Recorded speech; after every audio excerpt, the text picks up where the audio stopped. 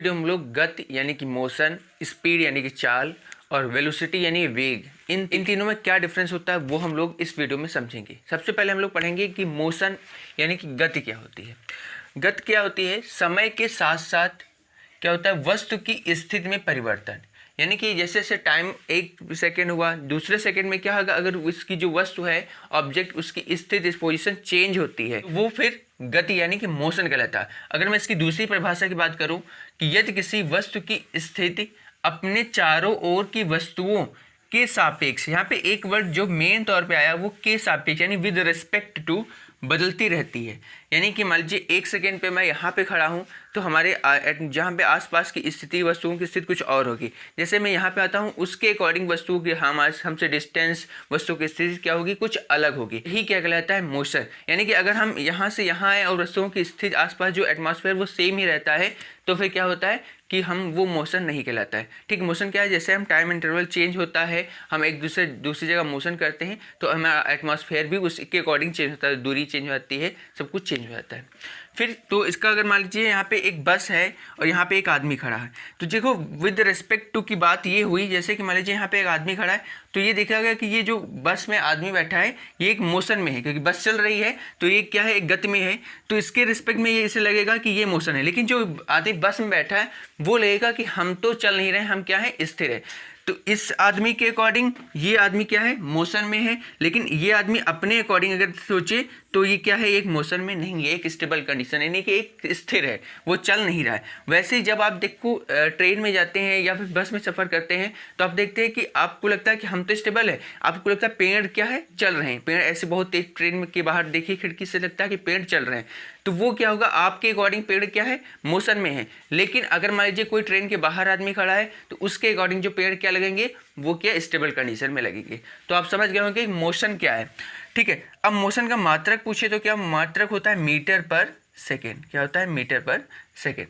फिर वहीं बात करें स्पीड, स्पीड यानी कि चाल। जैसे कि मान लीजिए आपसे पूछे कि आपकी गाड़ी की स्पीड कितनी है, आप में से मोटरसाइकिल चला रहे हैं या कार चला रहे हैं, कुछ चला रहे हैं, तो आपसे पूछे कि आपकी स्पीड कितनी है, तो 40 किलोमीटर एक नॉर्मल स्पीड जो रखी जाती है, 40 किलोमीटर आपकी सबकी वहाँ पे पीछे लिखा होता है, टैक्सीज के पीछे 40 किलोमीटर एवरेज स्पीड, तो 40 किलोमीटर पर आवर यही की चीज़ जो होती है वो कहलाती है स्पीड। यानी कि किसी गतिमान वस्तु की स्थिति परिवर्तन की दर, या तो ये कहें या फिर किसी वस्तु द्वारा एक सेकेंड में चली गई दूरी को ही क्या कहते हैं, क्या कहते हैं, चाल कहते हैं। एक सेकंड में चली गई दूरी को ही क्या कहते हैं, चाल कहते हैं। अब चाल बराबर क्या होता है, डिस्टेंस अपॉन टाइम, यानी दूरी बटे समय। अब ये कैसी राशि है, यानी इसमें हमें कोई देखो सदिश तब होती है जब उसमें दिशा पता हो। हम 60 किलोमीटर पर आवर की स्पीड से चल रहे हैं, मान लीजिए कहीं जा रहे हैं, तो इसके मतलब ये थोड़ी हम किस दिशा में जा रहे हैं, नॉर्थ में जा रहे हैं या साउथ में जा रहे हैं, इससे कोई मतलब नहीं है। तो यहाँ पे अगर राशि की बात करें तो ये कैसी राशि, ये एक अदिश राशि है, क्योंकि इसमें कोई भी दिशा नहीं दी हुई। कैसी राशि है, अदिश राशि है। अगर मात्रा की बात करें तो जो दूरी होती है वो या तो हम मीटर, छोटी दूरी होगी तो मीटर में मापेंगे, बड़ी दूरी होगी तो किलोमीटर में। वैसे ही टाइम सेकंड में, मिनट में और आवर में।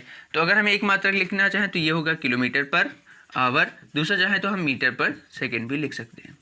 फिर अगर आपसे कहें कि जो स्पीड होती है वो सदैव क्या हो सकती है, वो सदैव प्लस में ही रहेगी या फिर जीरो होगी, तो जो स्पीड होगी वो सदैव धनात्मक रहेगी, क्योंकि वो माइनस में नहीं हो सकती। क्योंकि हम अगर मान लीजिए 60 किलोमीटर एक पर स्पीड से आ रहे हैं, हाँ बिल्कुल जा रहे हैं, लेकिन आप कहें -60 से जा रहे हैं, ये कैसा हुआ।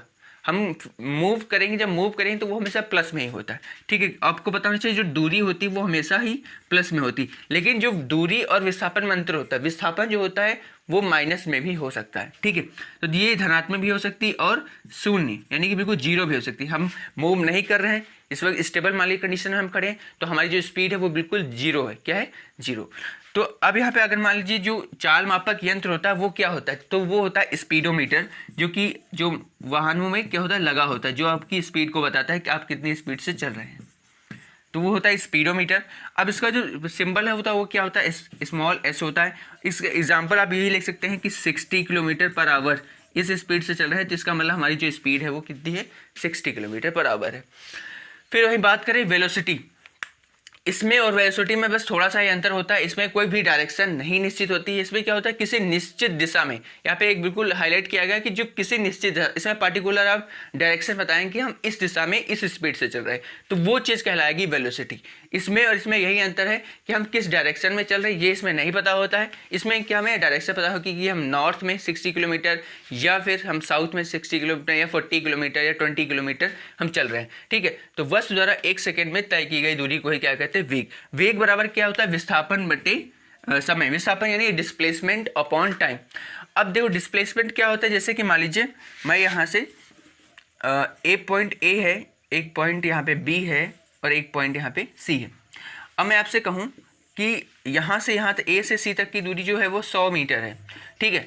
अब मैं यहाँ से यहाँ तक गया और फिर ए पर आ गया, पहले यहाँ पे गया फिर मैं यहाँ पे आ गया, तो यानी कि हमने कितनी टोटल डिस्टेंस कवर की, तो 100 जाने में और 100 आने में, तो टोटल हमने 200 मीटर दूरी कवर की। लेकिन अगर मैं आपसे कहूँ कि मैं डिस्प्लेसमेंट कितना हुआ, यानी कि अपनी जगह से मैं विस्थापित कितना हुआ, तो अपनी जगह से मैंने विस्थापित कुछ नहीं हुआ, क्योंकि मैंने यहाँ से स्टार्ट किया था जर्नी, फिर मैं वहीं पे आ गया, तो हमने अपनी ही जगह पे, कहीं हम गए ही नहीं, कहीं पहुँच नहीं पाए, यानी कि हमारा जो विस्थापन हुआ वो कहीं नहीं। जब हम काउंट करने आए तो हमारा विस्थापन कुछ नहीं था। अगर मान लीजिए मैं वहाँ यहाँ से आकर सिर्फ यहाँ तक आ जाता, तो यानी कि 100 जाता और 50 यहाँ तक कवर होता, क्योंकि मिड पॉइंट मान लीजिए है, ठीक है।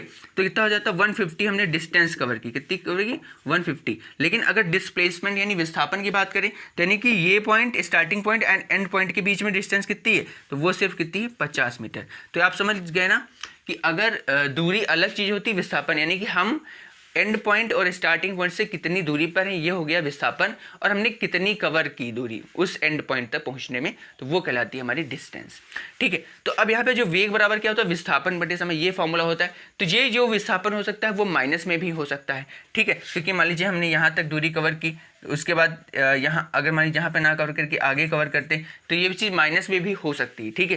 तो ये विस्थापन माइनस में भी हो सकता है। टाइम तो आप जानते हैं सेकंड में। तो ये कैसी राशि, ये एक सदिश राशि, ये ध्यान रखना कैसी राशि है, ये एक सदिश राशि, क्योंकि इसमें क्या होगा, दिशा भी आप बताएंगे कि हम किस दिशा में कितने किलोमीटर पर आवर की स्पीड से चल रहे हैं।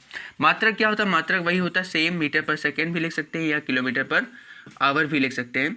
और वेग जो होता है वो क्या होता है, देखो वेग धनात्मक भी हो सकता है, ठीक है, धनात्मक भी हो सकता है, शून्य भी हो सकता है और ऋणात्मक भी हो सकता है, क्योंकि जो यहाँ पे विस्थापन है वो भी क्या हो सकता है, वो ऋणात्मक हो सकता है, ठीक है। अब यहाँ पे इसको प्रदर्शित कहाँ से करते हैं, स्मॉल v से प्रदर्शित कर। एग्जाम्पल में यही बता सकते हैं 40 किलोमीटर पर आवर नॉर्थ, यानी कि नॉर्थ डायरेक्शन में हम चल रहे हैं, ठीक है। तो ये जैसे कि वहाँ पे मैप पे दिखाते हैं, तो वो आपको यही दिखाते हैं कि आप किस डायरेक्शन में चल रहे हैं और किस स्पीड से, ये भी बता सकते हैं, ठीक है। तो आई होप आप लोगों को velocity, speed and motion in तीनों में डिफरेंस समझ में आया होगा। ये वीडियो कैसा लगा ये आप हमें कमेंट सेक्शन में जरूर बताएं।